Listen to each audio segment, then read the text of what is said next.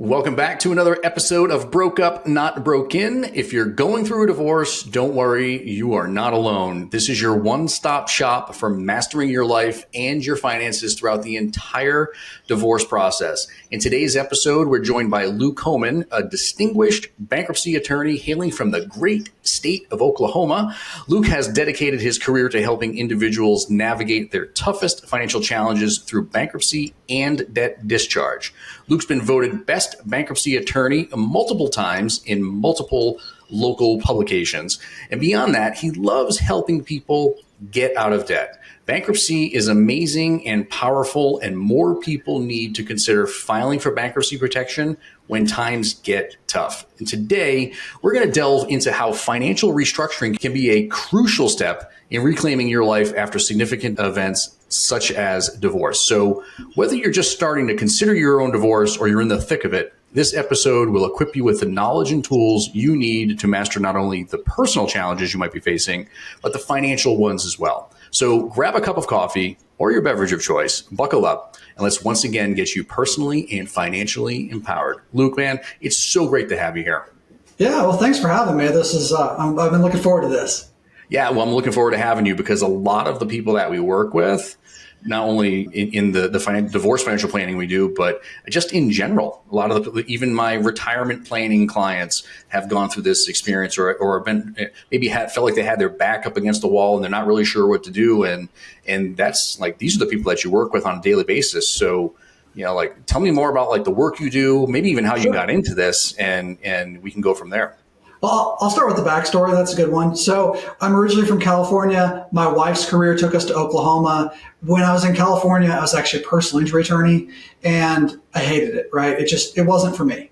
And so I got to Oklahoma and just tried to find a job, and I got a job doing bankruptcy and discovered I loved it. It was totally the right fit for me. And one of the things I love about it is we're really able to help people fix their problems. Probably just like you, in a personal injury case, they come to you with a broken leg or something bad, and you get them money, but you're not really fixing what happened. But when you're fixing their finances, you're able to take somebody who's under immense stress and hardship, come up with a solution that works for them, walk them through the process, and get them debt-free. And I just find that amazing. So I just love being a bankruptcy attorney, getting people out of debt. There's such a stigma with it, though. Can you talk a little bit about that? Because I'm bringing this up because one thing that I encourage a lot of people that I work with that are not dealing with divorce, but dealing with their, in their own traditional financial planning engagements that we do. I like to talk. I talk to them about prenuptial agreements, right? And there's this stigma around that is just almost unnecessary. And I feel it's probably the same in bankruptcy. It is. And you've got to think part of it is the money gap, right? So credit card companies are making billions and trillions of dollars. So they can put a whole lot of information into the internet or the world about bankruptcy bad, right? And most bankruptcy attorneys are charging a very small amount of money for their services. And so I don't have the same purchasing power to go send all the information into the world that the credit card companies do. And the credit card companies like to say something like, if you do bankruptcy, it's the worst thing that's ever going to happen to you. Just keep paying your debts forever, right? And that's just not true. When you file a bankruptcy and you get out of all that debt, your life's going to be so much better. And we can rebuild your credit. We can have a much better financial life when you're not burdened by all those debt payments that are probably just getting bigger every month. Is it true that sometimes when you've wiped away those debts and now you're starting with a clean slate, in some cases, people can start rebuilding credit like right away, right? I mean, it's not something that they have to, you don't have to wait a certain period of time. And sometimes credit scores would go up, right? Because you don't have that burden anymore. Absolutely. Right? Yeah. And one of those big reasons for it is, your debt to income ratio is a huge part of your credit score. Well, when you're filing bankruptcy, a lot of times your debts are so huge, they can be almost as big as your income. Well, you file bankruptcy, you don't have debt anymore, and your debt to income ratio just got a lot better. Well, now we eliminate your debts, and maybe you get a new car, start making a car payment. You can get a new car the day after you file a Chapter 7 bankruptcy. You don't have to wait months or years. You can do it the next day. Or if you keep your car, you keep making your payments, you're building your credit that way. You can build your credit immediately. You brought up Chapter 7. There's mainly two different versions that people like us would deal with, right? Chapter 7 and 13, right? Right. All right. So Chapter 7 is what most people think of as bankruptcy. You get rid of all your debts in about a 3.5 month time period. You're not making payments on your unsecured debts. You're just eliminating them. And generally speaking, I don't know, 75% of consumer bankruptcies are Chapter 7s. A Chapter 13 you might use to stop a foreclosure, or you might use it if you make too much money to file Chapter 7. There's an income qualification that's complicated, right? Chapter 13 is a 5-year structured repayment plan on your debts. And so you're usually saving a lot of money versus paying it outside of bankruptcy. You have court protection. It's different in every state, every jurisdiction. So I don't want to get too specific there. But generally, higher income people are looking at a Chapter 13. And while you're in a Chapter 13, you can't take out new debt without court permission. So if you want to buy a car, first you have to show the court that you can afford it and get permission to finance a new vehicle, because they want to make sure that you are making those good financial decisions now. But in Chapter 7, there isn't that process. You file the bankruptcy, you eliminate the debt, and you start rebuilding your credit the next day. Do you prefer one over the other? I like to try and get as many people into Chapter 7 as you can. 5 years is a long time to be making payments on your debts, right? And if there's a way to get somebody into Chapter 7, that's usually the better answer. But there's situations where it could go both ways. My office would probably file about 75 to 80% Chapter 7 and about 20% Chapter 13. Yeah.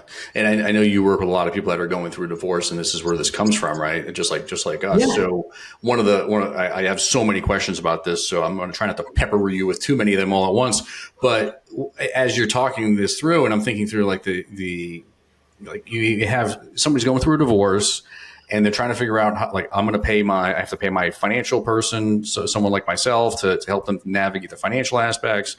I have to hire maybe a family law attorney to help me through the legal aspects. And now I'm going to have to, because it's been such a mess, so to speak. Now I'm going to have to hire someone like you. So what are the costs for something like this? Well, and don't forget also, they might have moving expenses. They might need to buy a whole new set of furniture, and they went from being a 2-income household down to being a 1-income household. So tremendous amount of costs. So even if you were going, all of a sudden your marriage went south and you're going through a divorce, even if you didn't have a lot of debt beforehand, just the process of divorce is tremendously expensive, right? So to answer your question, if you're doing a Chapter 13, a 5-year payment plan on your debts, it's going to be more expensive. You might be looking at more like $4,000 or $5,000 in legal fees, which is nothing compared to the amount that your family law attorney is going to cost. It's a small amount. If you're doing a Chapter 7, you're looking at more like $2,000 or $3,000. Okay. So many of my clients, you take a break from making your credit card payments for 2 or 3 months, and you just paid for a bankruptcy. Yeah, absolutely. I mean, that's what I was trying to do the math there. I wasn't really sure what this cost, to be honest. Yeah. So I was trying to do the math. I'm like, I mean, it's going to be different in different parts of the country. Oklahoma has a lower cost of living, so it's going to be cheaper here as opposed to, if you're in San Francisco. But here, maybe you're looking at $2,500 to do Chapter 7, including costs, everything out the door. So not a huge amount of money, but something. Yeah. So then let's say they, I guess the divorce is now finalized and they've decided that they're going to go this route. What are your thoughts, like post-divorce recovery, right? I guess is what I'm asking here. What does that look like? Let me interrupt you for a second. I would recommend they talk to a bankruptcy attorney before the divorce is finalized. Oh, okay. Because there's benefits and pros and cons of doing it both ways. You might be able to get a better result if you file a joint bankruptcy while you're still married, but you might be able to get a better result after the divorce, and it's very fact specific. So what I would recommend is when you're going through a divorce and you have a lot of debt, talk to the bankruptcy attorney now and at least get some advice, because it's going to be very specific to your situation, whether you should wait or whether you should do it now. And it can make a huge difference whether you're eligible for a different chapter of bankruptcy or what the process is going to look like. So to kind of come back to your question, you do the divorce, you do the bankruptcy, and assuming you're talking about Chapter 7, what you do is you're going to eliminate all those unsecured debts that you took out of this process. So your credit card debts are eliminated, your medical, your loans. If you owed money to your divorce attorney, that might be dischargeable in the bankruptcy too. A lot of times it is. Now, if you had to put up your house as collateral, it wouldn't be. But I've definitely done bankruptcies where we've discharged tens of thousands of dollars to a divorce attorney. I don't know if I've ever heard that. That is absolutely incredible. So listeners, pay attention to that part there, because I know we deal with so many people on a daily basis that are really just, there's some real things at stake, right? There's the home at stake, and their future financial lives, and what are they going to do with the kids, and how they're going to take care of them, and all these very important things. But in order to get some of these, to get the outcome that they're aiming for, it costs money to get the support. Right. Yeah, and part of why family law can get so expensive is if you're willing to go along and just come to a mutual outcome, but they're not, and they keep filing court pleadings and setting it for court hearings, your attorney has to respond, and they keep going. And now, even if you've got a great attorney, you might have a very high bill. On the other hand, maybe your family law attorney isn't great, and they charged you way too much money for a dismal result. Well, maybe discharging their debt in bankruptcy isn't such a bad thing. Yeah. Do you work with the family law attorneys in the divorce proceeding? Yeah, we definitely do. I have some family law attorneys that, have my number, and they call me up and they say, hey, we're going to be going to a mediation. What do you think would be a good outcome? How should we structure this agreement? And we could definitely, have that discussion. One thing I would definitely recommend is have each spouse responsible for their own debts, right? If me and my wife each have our own credit card, don't try and do something where I have to pay her card and she has to pay mine. If you make each person responsible for their own debts, then they could choose later whether to discharge those in bankruptcy.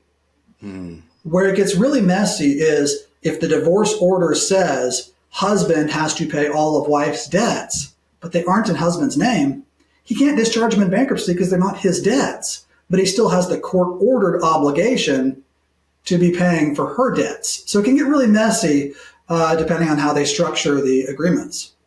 I could see that happening. Does the user, authorized user aspect of credit cards come into play at all? No, because it's based on your social security number. So when you take out a credit card, almost always it's just one person, one social security number, and only that person's responsible for the debt on a credit card. Usually the other person is just kind of a guest who creates an obligation for the person who owns the card. So the authorized user isn't actually responsible for it. Think of it like a company credit card, right? If you work for me and you go charge an office lunch on the office credit card, you're not responsible for that lunch, even though you're an authorized user on the company card. Okay. Now, that's very different than vehicles. Be very careful, almost never, ever co-sign for somebody, because that's not an authorized user.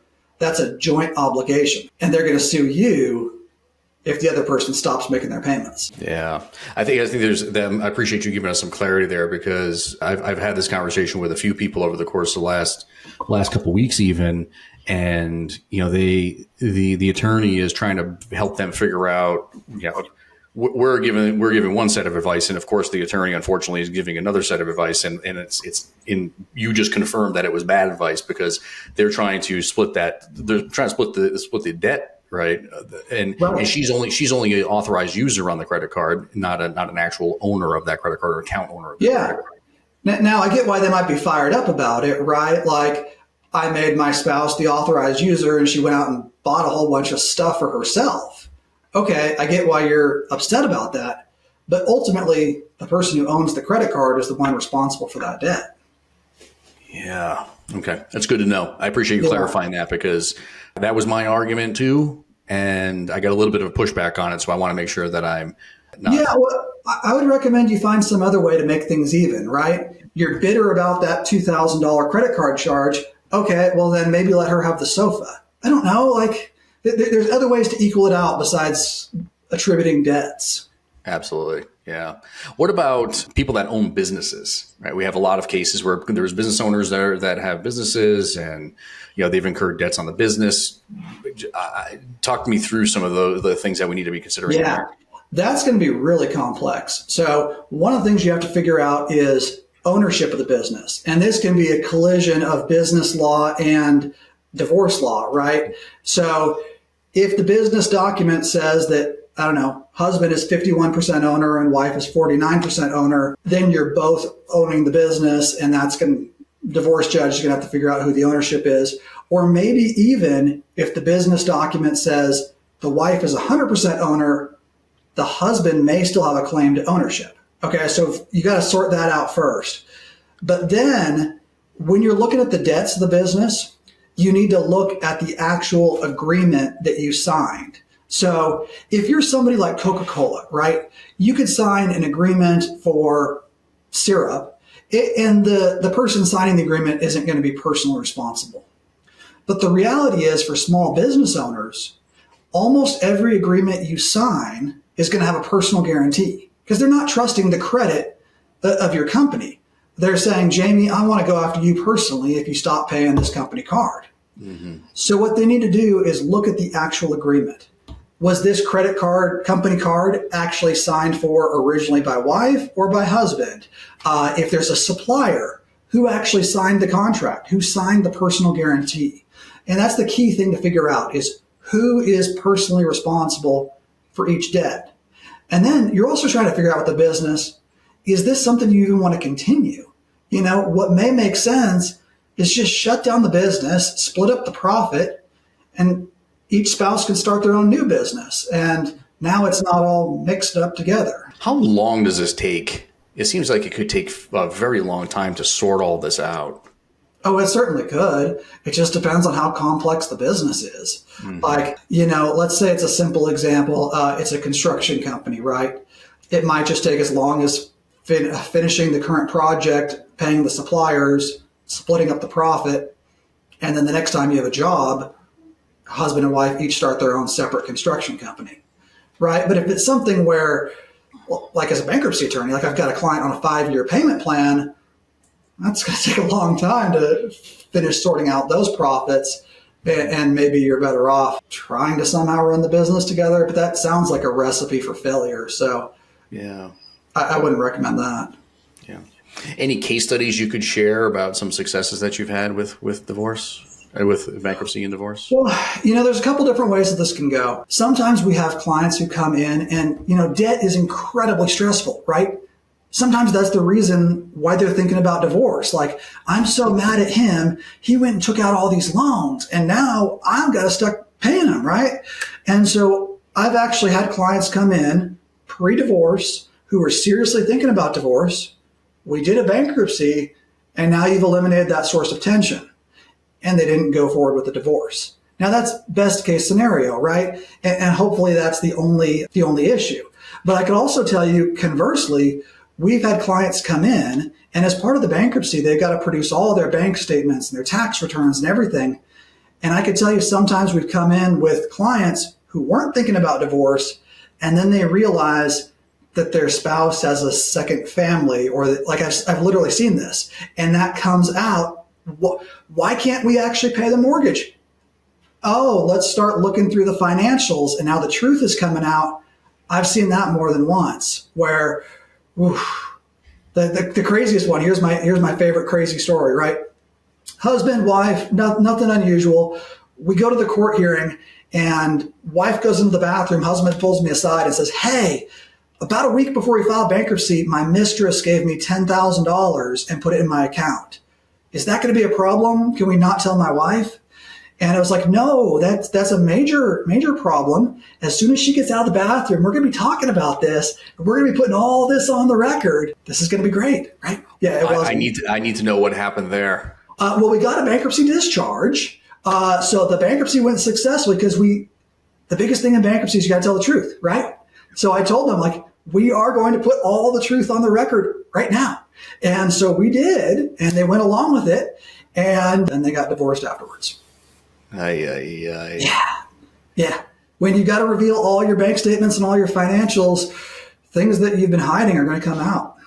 It's bananas that this happens because, and we see this on our side too all the time. There's people are trying to hide money. I have a case that I'm working on right now, which is why I'm asking about the business component of this. Never mind the education of our listeners. I'm learning as we go too. But this gentleman, I use that term loosely. He has a business that he's been running for 5 or 6 years now. And last year they went on vacation and they have this beautiful home and the kids are in private school and all this other stuff. And they had $29,000 in income on the tax return. Right? So there's hidden money somewhere. There are hidden accounts somewhere. And now we're trying to unwind that. And so the message here, people that are listening, is it's all, if you're only, these cases are only going to be as successful as you are based on transparency. Yeah. Right. If there isn't any element of transparency in these cases, whether it be bankruptcy or your own family law case, it's probably not going to go too well. Right. And that's a huge thing, whether it's family law or bankruptcy, is you need to tell your attorney everything, right? There's only one kind of client I hate, and that's the client who lies to me, right? I'm your attorney. I'm the one who's supposed to advise you and protect you. And if you're hiding things from me and we find it out the day before the court hearing, or in that case, 10 minutes before the court hearing, I have a lot less control over you having a successful outcome if I don't find out the information, when I asked you the first time. Yeah. And a lot less respect. Yeah. But also, in bankruptcy, but I'm sure family law too, like you have so much more control of the outcome if you figure out these things and you game plan for them before you file the case. Once you file the case, you're in. And now things come out later, you're not going to have as great of a result. Exactly why I tell people all the time, we need to be coming in the first inning of these cases, not in the 7th or 8th, because there's not a whole heck of a lot we can do when we're coming in at the tail end. And there's even, we even just this past week, I've had a couple of people reach out that are looking to work with us before they even decide to drop the dreaded D word on their significant other, because they want to make sure they get their ducks in a row and they're prepared for this and they know where the opportunities lie and some of the threats. It's a SWOT analysis, right? What are their strengths, weaknesses, opportunities, and threats? And that's what they want to know. And that's what we're going to do with them. And I think that's the way to go about this in any aspect of your life. Absolutely. Yeah. One random question. Sure. Regarding student loan discharge. Yeah. Right. This has been a big topic of conversation probably in the last, probably 4 years since COVID, basically, right? Yeah. With the student loan pauses and payment pauses and the discharge and forgiveness and whatever you want to call it over the course of the last few years. How does that play into bankruptcy? Okay, so this is super exciting. This is the coolest thing to happen in bankruptcy in decades, right? So on the one hand, you have the Biden administration is attempting to do these broad strokes student loan approaches, right? Everybody gets a free $10,000. That was struck down by the Supreme Court. And the reason they struck it down is the key word is it wasn't narrowly tailored, right? The president does not have the power to just give everybody a free $10,000 off their student loans. But bankruptcy is incredibly specific. You file a bankruptcy, you show that you're broke, you show that you can't pay your debts, okay? Now we have this brand new ability inside bankruptcy to discharge student loans. It's not automatic. What you do is you have a successful bankruptcy, and then we file a discharge. It is a specific lawsuit. It's against the Department of Education. Now, historically, these had a failure rate of something like 99.9%. Like I would tell clients, unless you're a paraplegic and you can never work or think again, it's just not going to be successful. But the Department of Education has reimagined how they're treating these cases. And I think it's appropriate. Now they're looking at a very client-specific, money-driven, income-based analysis. Did you try and make your student loan payments in good faith? Are you unable to pay them? Do you have an inability to pay them in the future? If you can meet those 3 criteria, we may be able to discharge your student loans in bankruptcy for the first time ever. And so just recently I had a case, we discharged $105,000 of student loan debt for this guy.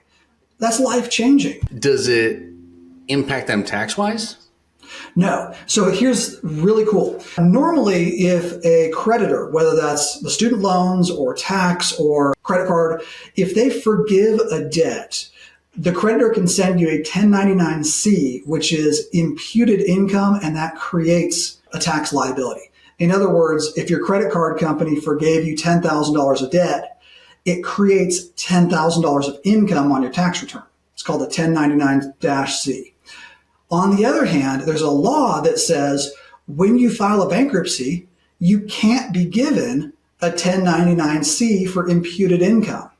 So if we're able to discharge it in bankruptcy, it's not a forgiveness, it's a discharge. And so it does not create a tax obligation. Wow, that's incredible. It's amazing. That was the biggest, especially here in California. I think the state of California would charge state income tax on any. Oh, absolutely. Yeah. Any last comments that you want to share with our listeners or maybe any questions I should have asked you that I didn't ask?